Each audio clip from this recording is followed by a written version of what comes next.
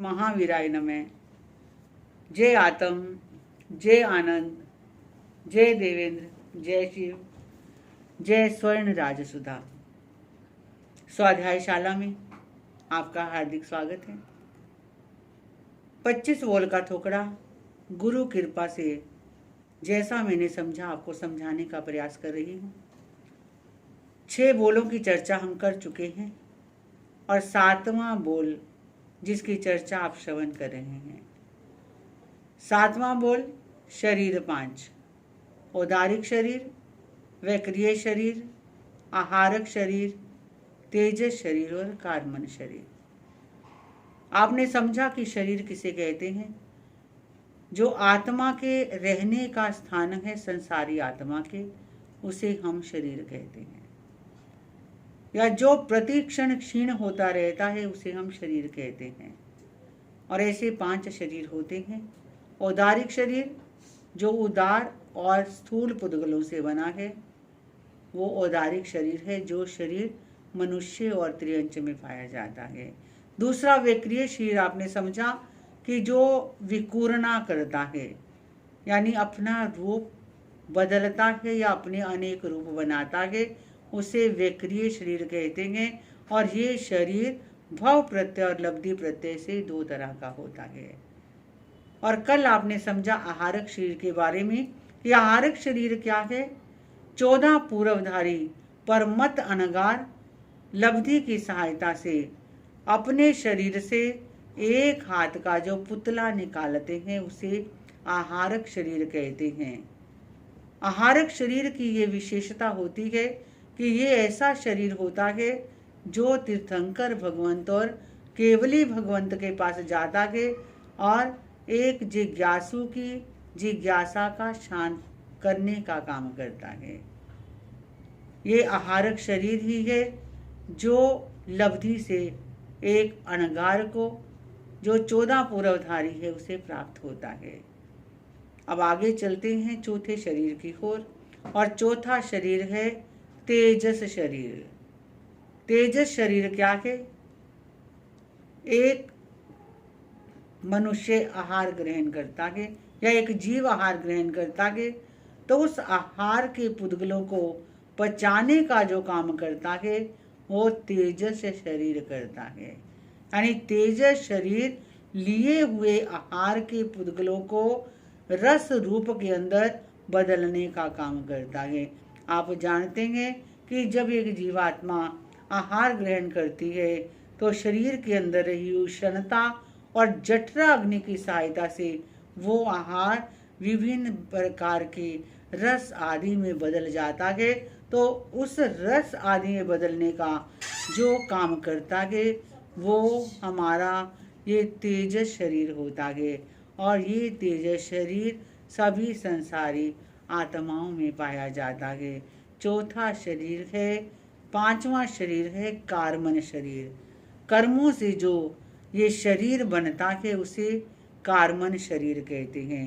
क्योंकि बंधुओं, जीव यानी आत्मा और कर्म, इन दोनों का आपस में अनादि संबंध है और उस कर्मों के पिंड को ही कार्मन शरीर कहते हैं। और ये कार्मन शरीर भी सभी संसारी जीवों में पाया जाता है और 5 शरीरों में ये सबसे मुख्य शरीर है। क्योंकि कार्मन शरीर होता है तभी बाकी के शरीर प्राप्त होते हैं। कार्मन शरीर ना रहे तो ये जीव सिद्ध गति यानी सिद्ध अवस्था को पा लेता है। इसलिए कार्मन शरीर सबसे मुख्य और सबसे सूक्ष्म शरीर है। और जब एक जीवात्मा एक शरीर को छोड़कर दूसरे शरीर में जाता है तो वाट बहते जीव में, यानी एक शरीर को छोड़ा और दूसरा शरीर प्राप्त किया, उसके बीच का जो गैप है, यानी जो बीच का वाट बहता समय है, उस समय के अंदर भी तेजस और कार्मन शरीर इस जीव आत्मा के साथ पाए जाते हैं। और जब तक एक जीवात्मा की मुक्ति नहीं हो सकती तब तक दोनों शरीर उसके साथ रहते हैं। तो अब हम देखेंगे कि ये 5 शरीर किस में पाए जाते हैं। क्योंकि एक जीवात्मा में कम से कम 3 शरीर पाए जाते हैं। क्योंकि तेजस और कार्बन शरीर, ये दोनों शरीर तो हर जीवात्मा में पाए जाते हैं। अब देखें बाकी शरीर कैसे कैसे किस किस गति में पाए जाते हैं। तो नरक और देव गति में, यानी नरक और देव गति के जीवों के अंदर 3 शरीर पाए जाते हैं। कौन से? वक्रीय, तेजस और कार्बन। तिर्यंच गति के अंदर 4 शरीर पाए जाते हैं। उसके अंदर आहारक शरीर नहीं होता। औदारिक, वक्रीय, तेजस और कार्बन।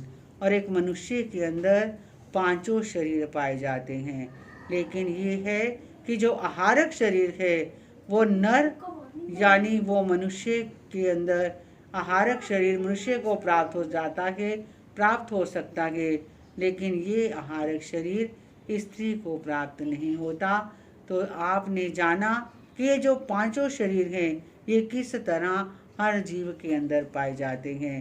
पर अगर मैं कहूँ ये ठीक है कि कार्बन शरीर मुख्य शरीर है, पर सबसे महत्वपूर्ण, सबसे इम्पॉर्टेंट जो शरीर है वो हमारा औदारिक शरीर है।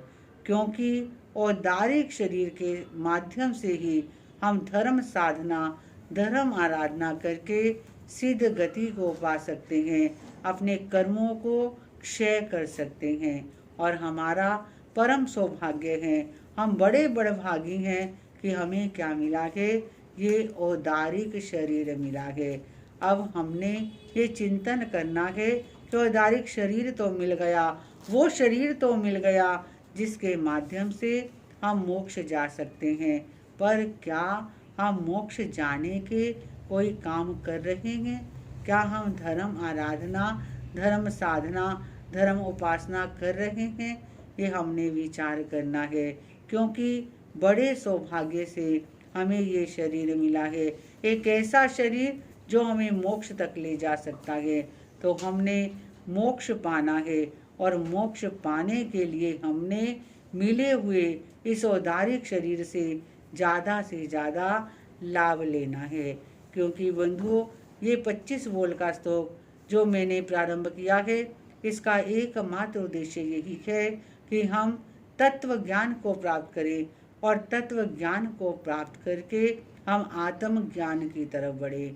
क्योंकि तत्व ज्ञान भी क्यों अर्जित किया जाता है कि उससे हमें आत्म ज्ञान हो सके, आत्म स्फुरना हमारे अंदर जागृत हो सके।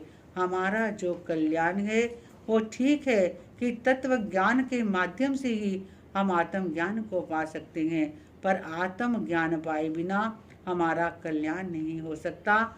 इसलिए एक एक चीज़, एक एक बोल आपको विस्तार से समझाने का प्रयास कर रही हूँ, ताकि तत्व ज्ञान के साथ आपके अंदर आत्म ज्ञान जागृत हो जाए। और जिस दिन आत्म ज्ञान जागृत हो जाएगा, आप अनुभव करेंगे कि आपको धर्म करना नहीं पड़ेगा, बल्कि धर्म स्वतः आपसे होता चला जाएगा। तो मेरा आपसे यही कहना है कि ये जो आप श्रवण कर रहे हैं और 7 बोल आज संपूर्ण कर दिए गए हैं, तो इन्हें केवल एक नॉलेज के लिए मत समझना, बल्कि तत्व ज्ञान नॉलेज लेकर आप उसे अपनी ज़िंदगी के अंदर एडॉप्ट करने का भी प्रयास करना। ये समझना कि तत्व ज्ञान जो मैंने पाया है, मैं इसे अपनी ज़िंदगी के साथ घटित करके देखता हूँ। जैसे आज आपने 5 शरीर के बारे में समझा और ये समझा कि हमें औदारिक शरीर मिला है और इस शरीर से हम धर्म कर सकते हैं।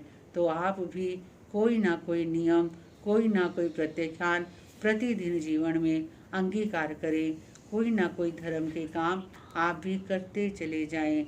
इन्हीं शब्दों के साथ अपनी बात को मैं आज संपूर्ण करती हूँ।